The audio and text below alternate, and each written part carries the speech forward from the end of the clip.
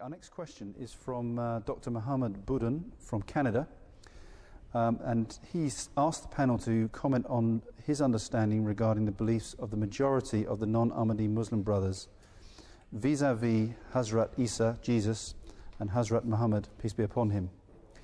Most of the non-Ahmadi Muslim brothers believe that Hazrat Muhammad, peace be upon him, is the last prophet based on the time of birth alone. Based on the time of death, the majority of the non-Ahmadi Muslim brothers believe that Hazrat Isa, Jesus, peace be upon him, will be the last prophet. That is, that they believe he will be, that it will be Hazrat Isa and not Hazrat Muhammad, peace be upon him, who will be the prophet who will live and pass away last on this earth. Is that understanding correct? Yes, I think it is. It is correct, yes. The non-Ahmadi Muslims believe exactly that. They believe that Jesus was born before the Prophet Muhammad ﷺ, but he will die after him. So, with respect to birth, Jesus is not the last. The Prophet Muhammad ﷺ is the last only by his birth. He's the last prophet to be born on earth. However, Jesus is the last by his death, because he is the Prophet Muhammad ﷺ is clearly not the last prophet to die on earth. Jesus is going to come after him, and he's going to die after him. This is their belief. Mm-hmm. So that belief has been correctly portrayed here, I think. Yes. And this is an interesting question that he raises here, but how important is this as a sub? Do you think this is an issue that we need to give a lot of thought to, or? Well, not so much in terms of the birth and death. This is not the emphasis of the Holy Quran when the issue comes up of the Khatam Nabiyyin. The Quran uses the word Khatam Nabiyyin in a chapter which speaks to the excellences of a messenger who in fact wasn't going to live in the physical sense through his children. The Quran says that he will not be the father of your males. And in the physical sense, this is how other prophets may have carried on. Even once it's mentioned in the hadith that who was one of the most blessed prophets, it talks about Hazrat Joseph, whose father and whose grandfather, all going back, were prophets. Well, the Holy Prophet Muhammad didn't have that blessing. So the Arabs by the time, they were actually using it as a taunt. You know, the Arabs are very proud people. They're very male-oriented, that, this is a masculine society and you as a man should produce men.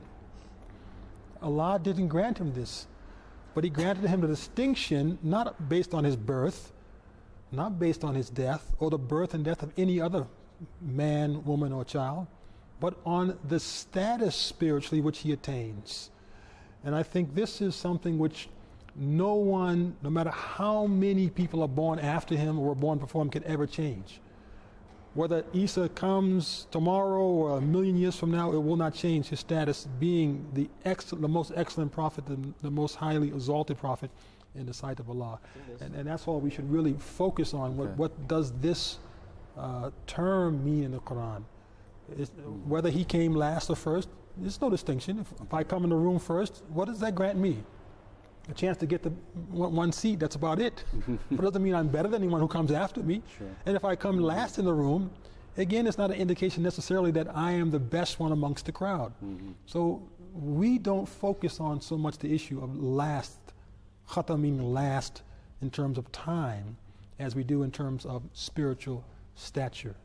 Okay. We're almost out of time, but Ahmed Saab, you had something to say? Just to continue on with Mulana Saab's point, I think as you said, the majority of non-Ahmadi Muslims interpret this as being Jesus, peace be upon him, will basically come back and he will be the last to die. Now, this amazing emphasis to keep on trying to prove that Jesus, peace be upon him, will come back and die, they need to realize what that entails and what meaning that brings about. Now, what that means is, first of all, that Jesus, peace be upon him, is going to be alive in the heaven, as the Christians believe. So you're giving credence to their view. And this is, as Maulana Saab said, in the time of the promised Messiah ﷺ, this is how so many famous Muslims were converted to Christianity. Because the Christians would say, your prophet is dead, the Holy Prophet ﷺ, God forbid, and our prophet is alive.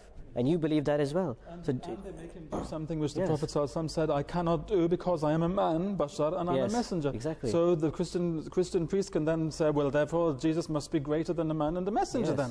Because he clearly went to heaven with his body, and he's coming down again. And your Prophet Muhammad, peace be upon him, did not do that, could not do that. And the second point coming out from that is that what we are saying is that the Quran is the perfect book, The Holy Prophet ﷺ was the perfect man. He brought the perfect message. Now, why would you need a prophet from a previous time who brought a book for a limited period, for specific people, to come back and reform the people of the perfect ummah? Why can't somebody be raised from the perfect ummah, the Prophet Muhammad ﷺ? That's what we say, the promised Messiah ﷺ. He was a follower of the Holy Prophet ﷺ. We don't need to look outside the Muslim community. Within the Muslim community, because it is the perfect community, it was the community that was brought, someone was raised from amongst that community, rather than somebody coming back from before who was not even a Muslim. He is coming to reform the Muslims. It's an interesting point that's raised here, but there are other issues that we need to think about that are probably more fundamental to our beliefs. Would you agree with that? Yes, there were many other issues, but of course, even so, I'd say that he raised an interesting point here, because we can see that the focus is all on the birth and death, whereas, as Sahib rightly pointed out, that's not what religion and belief in God is about. It's never about the birth or death of anyone, really.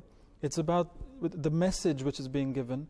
The perfect message is being given by the Prophet ﷺ, and nobody can come to fix his community from outside. It's as if he can't produce anybody ever who can come and do the job, and God needs to go and take somebody from the past, from a lesser prophet, Moses, one of his followers, to come and do the job. So it does raise an interesting angle to this issue.